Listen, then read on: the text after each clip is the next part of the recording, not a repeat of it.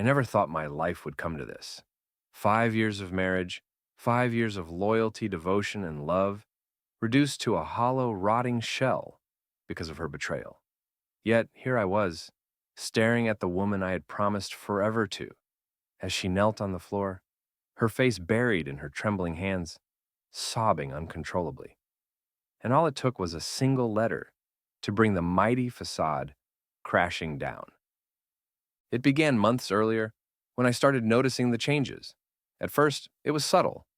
A new perfume she hadn't mentioned, late nights with vague explanations, a sudden and inexplicable interest in her phone that never left her side. I'm not a paranoid man by nature, but you don't spend years building trust with someone only to have that trust shattered without noticing the cracks. I asked her about it, of course. "Are you okay?" I said one evening when she came home later than usual. She avoided my eyes, her smile forced. "Just busy with work," she replied, her voice tight. I wanted to believe her. I really did. So I told myself that maybe I was overthinking things, that my imagination was running wild. But the signs kept piling up. Secretive phone calls, the sudden appearance of lingerie I'd never seen her wear, at least not for me, and an emotional distance that felt like an uncrossable chasm. Then came the final straw. I found a charge on our joint credit card for a hotel room downtown. When I asked her about it, she didn't even flinch. "Oh, that?" she said, barely looking up from her phone. "A friend needed a place to stay, so I booked it for her." "Which friend?" I pressed. She hesitated, and that hesitation told me everything I needed to know. Yeah, it would have been easy to lose my temper right then, to demand the truth and let my anger consume me. But I didn't. Something held me back. A quiet voice inside that whispered, "Wait, be patient." And so I waited. I bided my time, even as my heart broke with every lie she told, every stolen glance at her phone, every night she turned away from me in bed. But I wasn't idle. I started paying attention to the details she thought I missed. The times she left the house, the excuses she gave, the number she was texting when she thought I wasn't looking. I'm no detective, but I'm not an idiot either. It didn't take long to piece together the truth. His name was Marcus. He worked with her. Tall, charming, and confident in a way that made me sick to my stomach. I'd met him once at a work event. He shook my hand and smiled, all the while knowing he was sleeping with my wife. Once I had my suspicions confirmed, I could have confronted her. I could have demanded an explanation, screamed, cried, or begged. But I didn't want her tears or her apologies. I wanted justice. I wanted her to feel the pain she had inflicted on me, to understand the depth of her betrayal. So I began to plan. It started small. I'd casually ask her about her day, feigning interest as she fed me more lies. I'd smile and nod, pretending not to notice the guilt that flickered in her eyes. All the while, I was collecting evidence, texts, emails, photos. I even hired a private investigator to follow her when she said she was working late. The pictures he brought back made my blood boil. Her and Marcus at a restaurant, her hand on his arm, her lips on his in the parking lot. I kept everything, every text, every receipt, every photograph.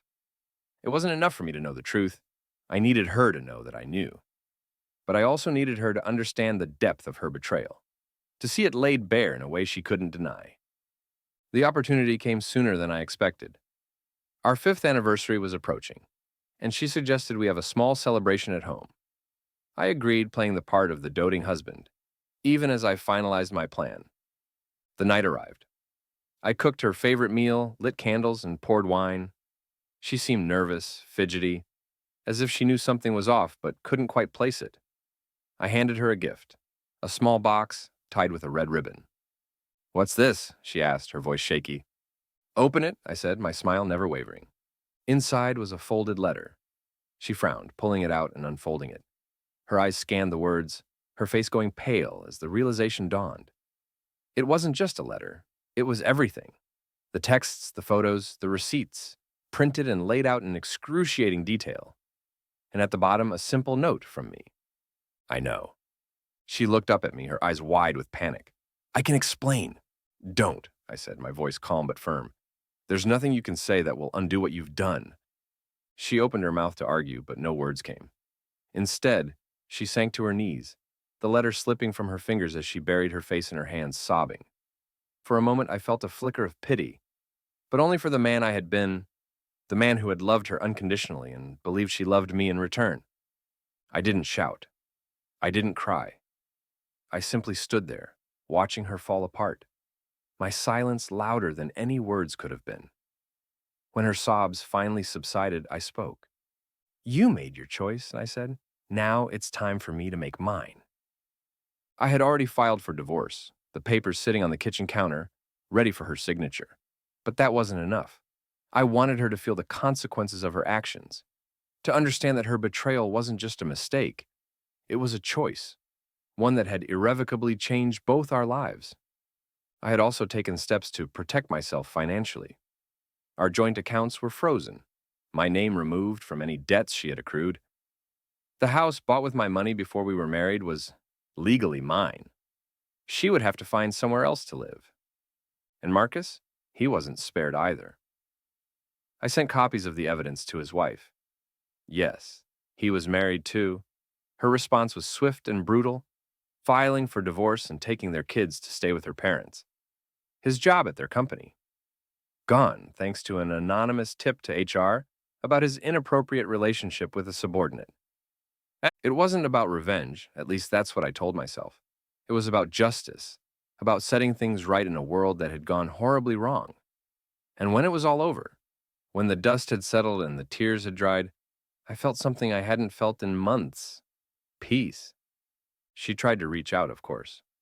Apologies, pleas for forgiveness, empty promises to change. But I knew better. Some things can't be undone, some wounds can't be healed. And as I watched her walk out of the house for the last time, suitcase in hand, I felt no sadness, no regret, only relief. Life goes on, they say, and it does. It's not easy, rebuilding from the ashes of what was supposed to be forever, but it's possible. And as I stood there alone but free, I knew that I'd made the right choice. She had made her bed, now she would lie in it, and I would move forward, one step at a time, knowing that I had done what I needed to do to reclaim my life.